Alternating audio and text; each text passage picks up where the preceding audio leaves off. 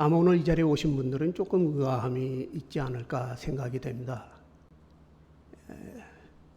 김재회 목사님이 저를 어떻게 소개해야 되는지 알려달라 그래서 그리스도 예수의 종이라고 해달라 이렇게 부탁을 드렸습니다. 제가 너무나 부러워하는 말이거든요. 제가 정말 그렇게 불려지기를 원하는 말입니다. 마지막에 예수님 만날 때 너는 정말 나의 종이었다 이렇게 말씀해 주시기를 소망하며 살고 있기 때문입니다. 근데 제가 사실은 목회하는 동안에 마음 한편에 한 사람을 부러워한 적이 있습니다. 바로 그 사람은 김종구라는 사람입니다. 김종구라고 말하면 누군가 의아해 하시겠지만 두만강 푸른 물에를 부른 분이라고 말씀드리면 아마 이해를 하실 수 있을 겁니다. 그분은 평생토록 두만강 푸른 물에 이 노래 한 곡으로 먹고 사셨습니다. 근데 목사는 설교 한 편으로는 먹고 살 수가 없거든요.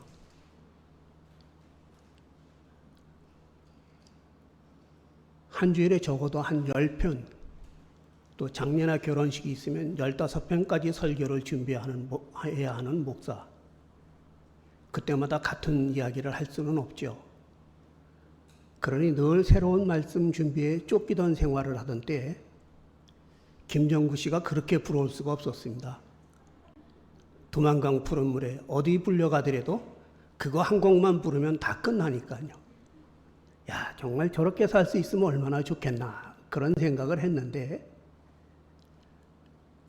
나이 들고 가만히 생각해 보니까 사실은 그리스도 예수의 종이 제일 부럽더라고요. 그렇게 고백한 바울 사도가 너무나 부럽습니다. 오늘 하나님께서 우리에게 허락하신 말씀, 특별히 창세기에 있는 말씀, 하나님이 이르시되 우리가 우리의 형상을 따라 우리의 모양대로 사람을 만들자. 참 놀라운 은혜의 말씀입니다.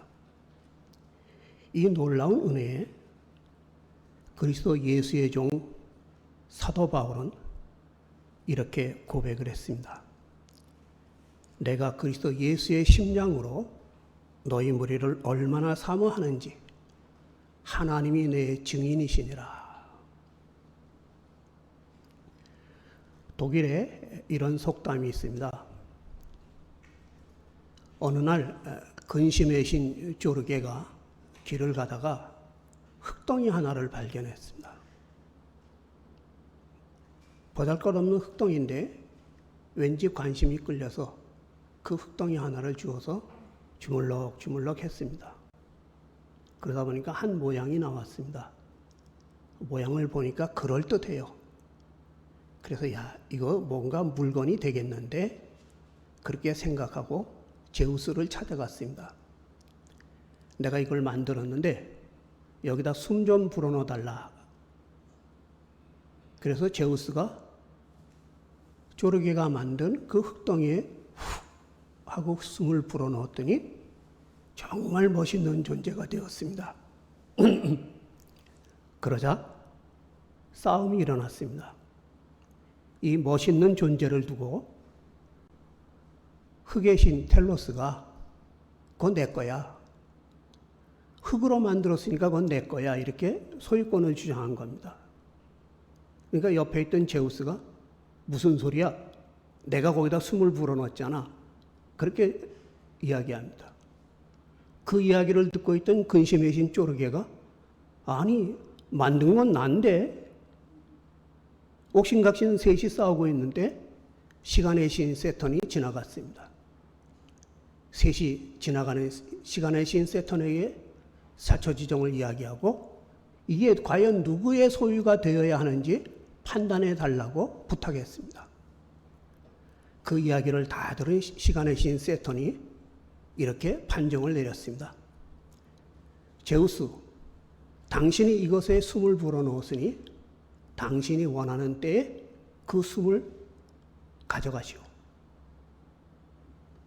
흑의 신 텔로스, 제우스가 그 숨을 가져가면 그 남은 몸뚱이 흙에서 왔으니 당신이 가져가시오. 그리고 쪼르게에게는 이렇게 말했습니다. 근심의 신 쪼르게, 당신이 이것을 만들었으니 이것이 사는 동안은 당신이 주인 노릇하시오. 그래서 독일 사람들은 사람이 왜 사는 동안 그렇게 근심하며 사냐? 누가 만들었다고요? 근심의 신 쪼르게가 만들었습니다. 그래서 근심의 신 쪼르게가 만들었기 때문에 사람은 사는 동안 근심하며 살 수밖에 없다. 이야기이지만 뭔가 설득력이 있죠? 예, 설득력이 있습니다. 그런데 하나님의 형상대로 우리를 만들었다. 뭔가 은혜로워 보이기는 하는데 뭔 말인지 잘 이해가 안 돼요. 차라리 독일의 그 속담 같은 신화가 성서의 이야기보다 더 설득력이 있어 보입니다. 그런데 성경은 왜 이야기를 하고 있을까요? 더군다나 놀랍게도 이 이야기는 이스라엘 백성이 나라가 멸망하고 바벨론이라는 나라에 포로로 끌려갔을 때 기록이 되었습니다.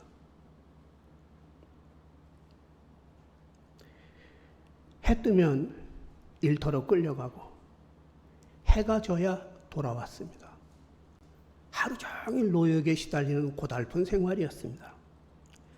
짐승보다 못한 삶을 살아야 하는 그 상황 속에서 하나님이 우리를 하나님의 형상대로 지어주셨다 하는 이 말씀이 기록이 된 것입니다.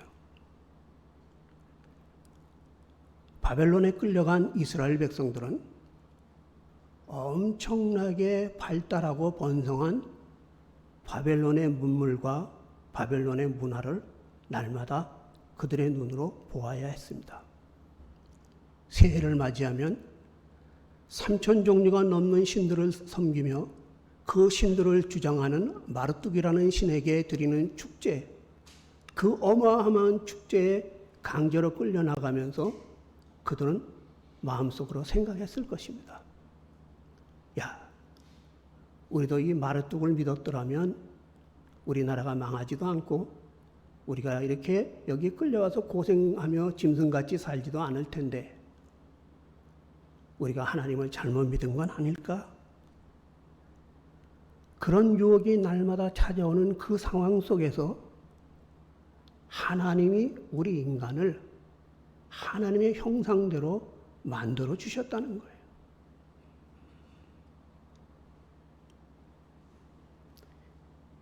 고달픈 생활을 하고 배고픈 생활을 하는 사람들에게 하나님이 우리를 그 형상대로 지어주셨다 이렇게 전할 때 사람들이 그 말을 들으려고 할까요? 날마다 배고파서 징징 울어대는 애들이 야, 너희는 그래도 하나님의 형상대로 지음받았어. 부모가 이렇게 이야기하면 애들이 아멘 할까요? 누구도 듣지 않을 이 이야기를 성경은 왜 기록하고 있을까요? 그리고 왜 대대에 이 말씀을 전하게 하고 있을까요? 이 말씀에 대한 대답을 창세기 1장에 있는 다른 말씀에서 잠시 생각해 보도록 하겠습니다. 창세기 1장에 여러분이 잘 아시는 대로 하나님이 천지를 창조하신 이야기가 있습니다. 빛이 있으라 하시니 빛이 있었고 하나님의 빛과 어둠을 나누시고 그러면서 첫날이 되고 저녁이 되고 아침이 되니 이는 첫째 날이라. 그리고 둘째 날도 저녁이 되고 아침이 되니 이는 둘째 날이라. 이렇게 하면서 창조의 역사의 이야기를 계속해서 말하고 있습니다. 이스라엘 사람들은 하루가 저녁부터 시작된다고 말하고 있습니다. 지금도 이스라엘 사람들의 하루는 저녁부터 시작됩니다. 안식일도 아침부터가 아니라 언제부터예요? 해가 지는 저녁 때부터입니다. 무슨 의미가 있을까요?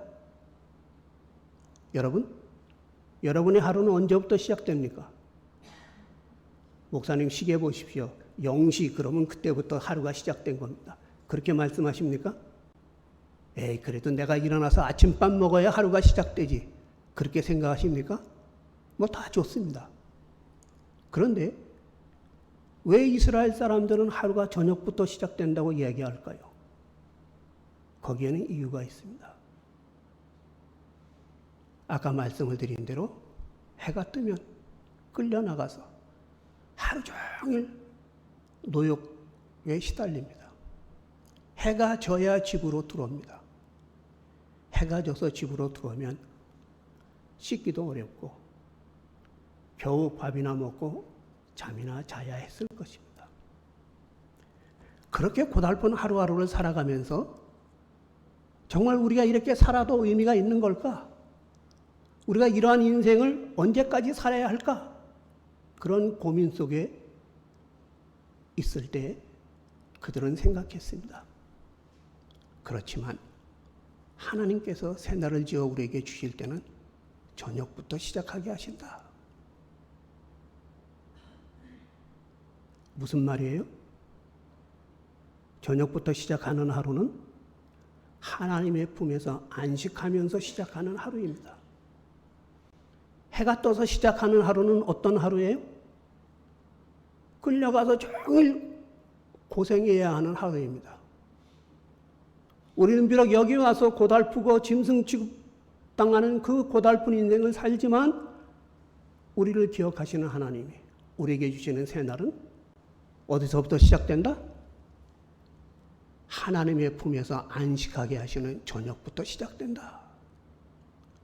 이것이 이스라엘 백성들의 고백이요. 이것이 창세기에 있는 말씀이요. 이것이 너의 삶이 편하든 고달프든 내가 영원토록 기억해야 할 하나님의 은혜라고 이스라엘 백성은 이것을 성경에 기록하고 대대에 이것을 전하게 해 주는 것입니다. 내가 그리스도 예수의 심장으로. 참 멋진 말입니다.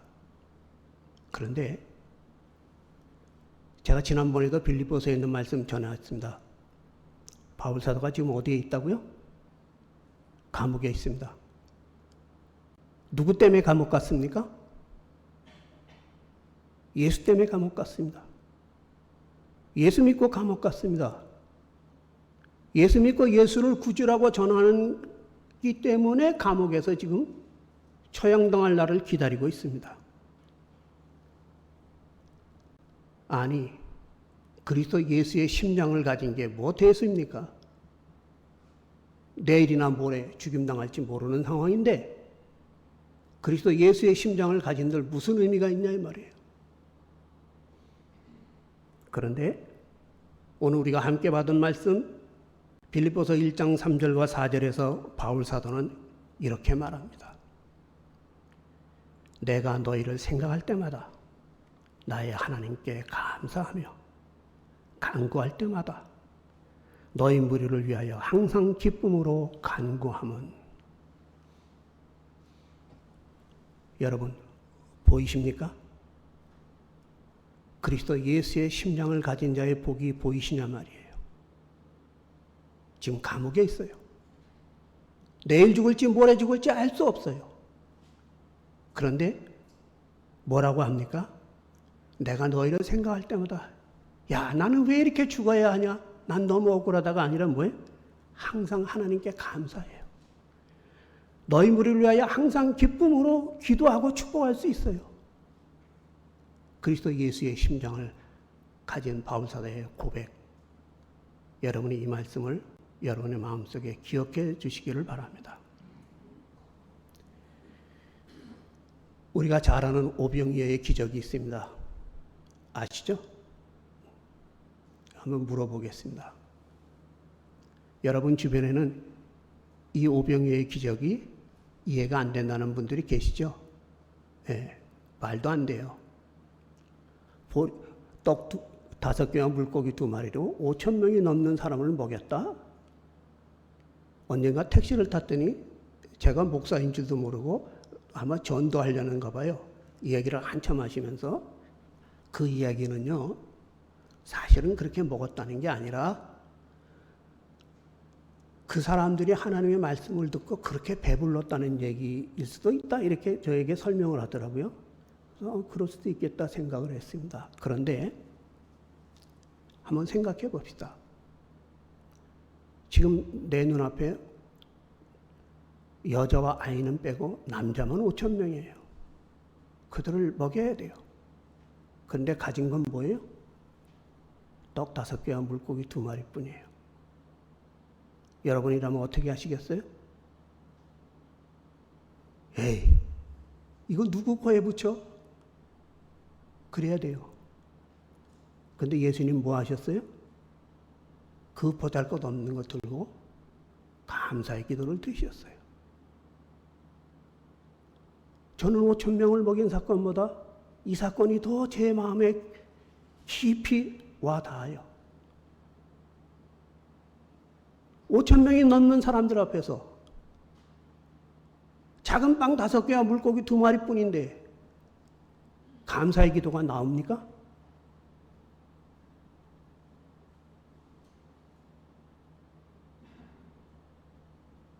근데 그것을 들고 예수님이 감사의 기도를 드셨어요. 이 예수님의 마음, 이 예수님의 심정, 아까 감옥에서 바울 사도가 빌립보 교회 교인들에게 편지를 보내며 한 그 말과 이어져 있지 않습니까? 참으로 바울 사도는 그리스도 예수의 심장을 가지고 있지 않습니까? 겟세마네 동산의 이야기를 여러분이 잘 아시죠? 예수님께서 십자가를 지시기 전에 베드로와 야고보와 요한을 데리고 겟세마네 동산에 오르셨습니다. 내가 심히 고민하여 죽게 되었으니 너희가 나와 함께 가서 깨어 기도하자 말씀하시고 조금 떨어져서 혼자 기도하셨습니다. 성경은 기록합니다. 땀이 핏방울이 되고 떨어지도록 예수님이 기도하고 돌아오셨습니다. 무슨 기도하셨어요? 할 수만 있거든 이 잔이 지나가게 해달라. 그러나 내 뜻대로 말고 아버지의 뜻대로 해달라고 기도하고 오셨어요. 그 기도를 마치고 제자들한테 왔어요. 제자들 뭐 하고 있어요? 자고 있어요.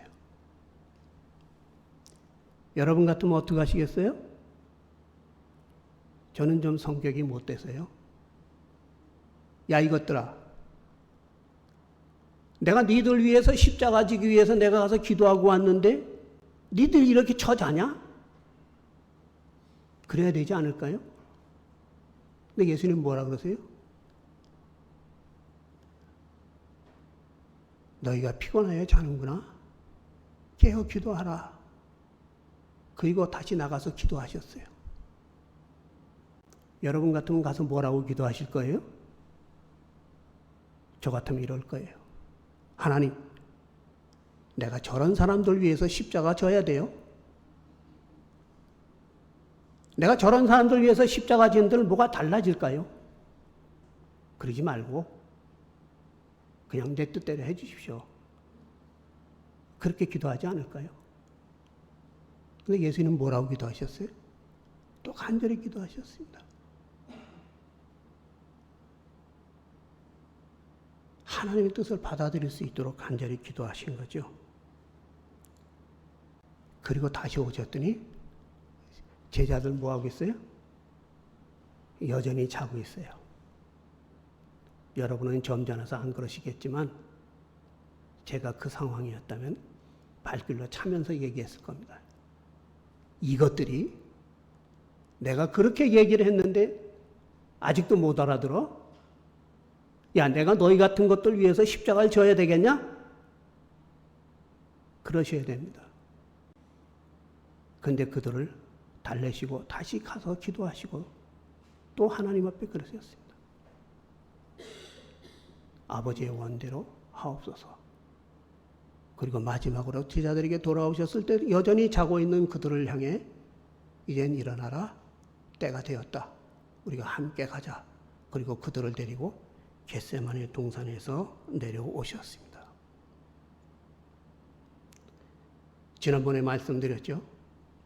빌립보 교회 교인들 안 하던 전도 바울 사도의 속을 뒤집어 놓으려고 갑자기 열심히 전도했습니다. 하나님의 일을 한다고 하면서 다툼과 허용으로 합니다. 사사건건 분쟁만 합니다. 이런 사람들에게 편지를 보냈다고 말씀을 드렸죠. 뭐라고 써야 됩니까? 그런데 오늘 편지에 뭐라고 썼습니까? 내가 너희를 생각할 때마다 나의 하나님께 감사하며. 참으로 바울 사도는 그리스도 예수의 심장을 가졌습니다. 아니, 그리스도 예수의 종이라고 고백하는 바울에게 하나님께서 그리스도 예수의 심장을 주셨습니다.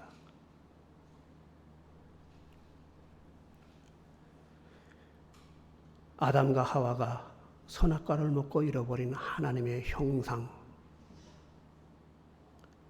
그리스도 예수의 종임을 고백하는 자에게 그리스도 예수의 심장을 가지고 살아가게 해주시는 그 은혜를 통하여 회복받게 해주십니다.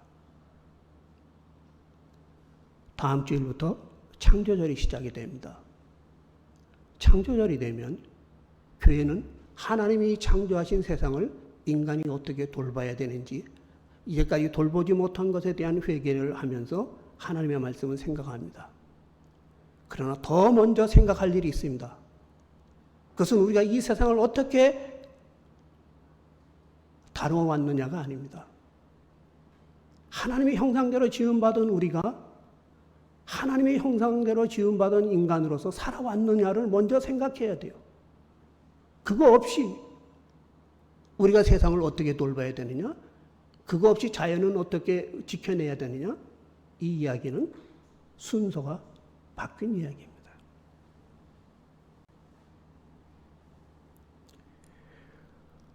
오늘 이 말씀 안에서 주님은 우리를 찾아오시고 내가 그리스도 예수의 심장으로라고 고백하는 바울 사도의 고백을 통해서 우리 모두를 불러주십니다. 너희도 내 심장으로 살아가라. 너희도 내 심장으로 살아가는 그 은혜를 기쁘게 받아들여라.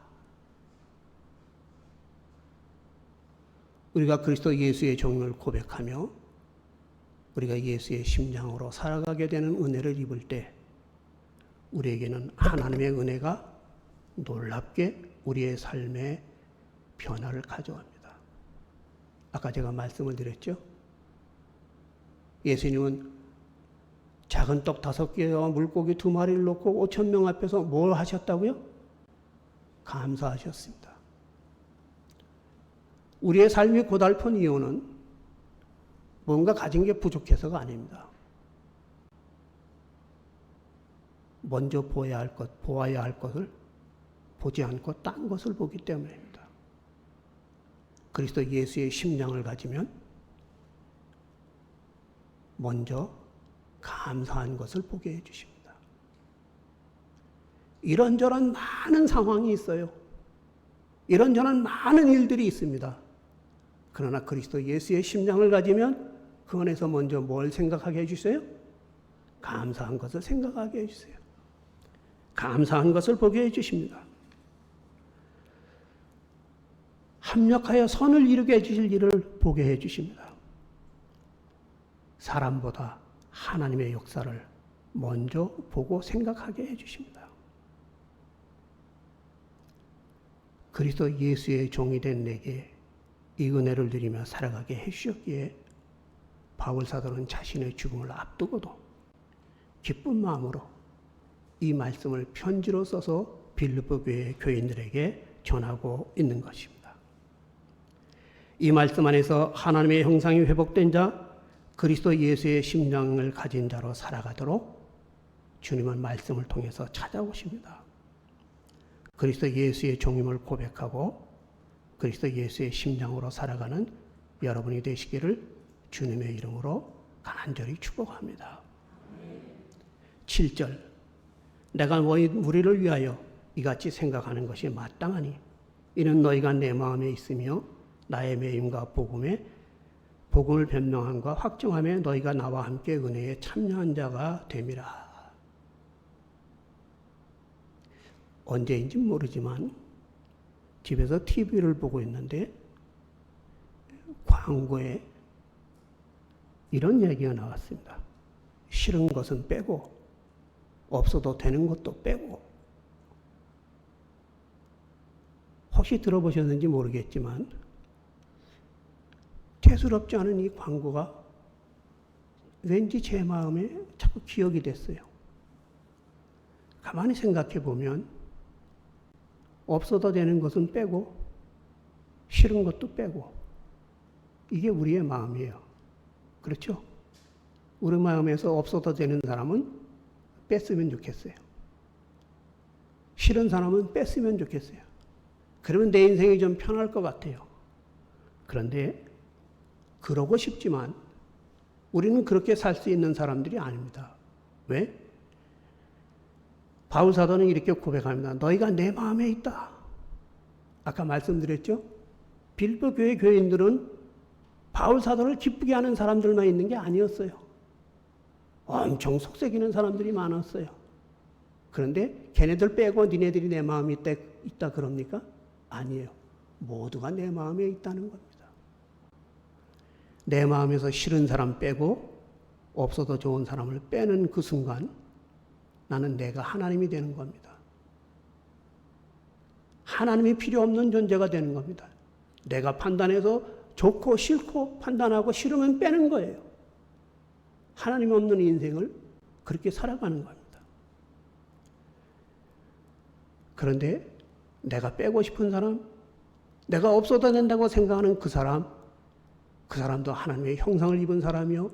그 사람을 구원하시기 위하여 예수님께서 십자가에 달리셨다는 사실을 기억한다면 우리는 그렇게 살 수가 없는 것입니다. 오히려 그리스도 예수의 심장을 가지고 없어도 되는 사람, 빼도 좋은 사람, 그들도 가슴에 품고 내가 너희 무리를 위하여 항상 하나님 앞에 감사하며 기도하노라 이 복된 삶을 살아가야 하는 것이 우리가 아니겠습니까?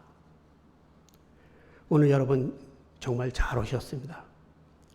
내 마음에 하나님 두기를 싫어했던 것, 하나님 대신 주인 노릇했던 것, 이것을 회개하고 내 마음에 하나님을 모시고 온전히 하나님의 지배 아래 들어가서 그리스도 예수의 종이 되어 그리스도 예수의 심장으로 사는 은혜를 오늘 받아가지고 여러분의 가정으로 돌아가시기를 주님의 이름으로 간절히 축복합니다. 생각할 때마다 먼저 하나님께 감사한 일을 기억나게 해주실 것입니다. 빼고 싶은 사람, 잊고 싶은 사람들을 마음에 담고 기도하는 기쁨을 여러분에게 넘치도록 누리게 해 주실 것입니다.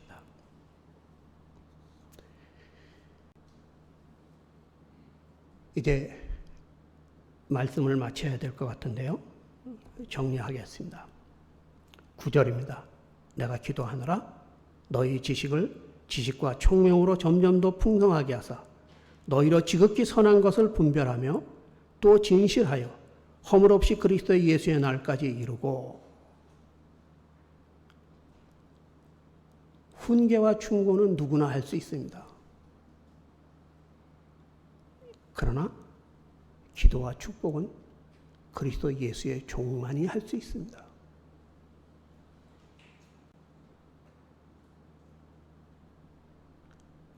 훈계와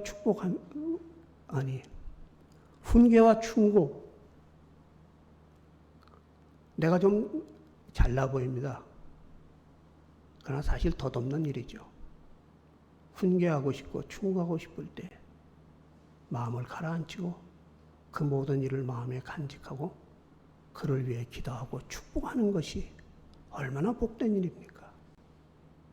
그리스도 예수의 심장을 가지고 이 복된 삶을 살아가고 계시는 하나님의 은총에 감사를 드리면서 이 시간 여러분 모두가 하나님 앞에 찬송 드리시기 바랍니다.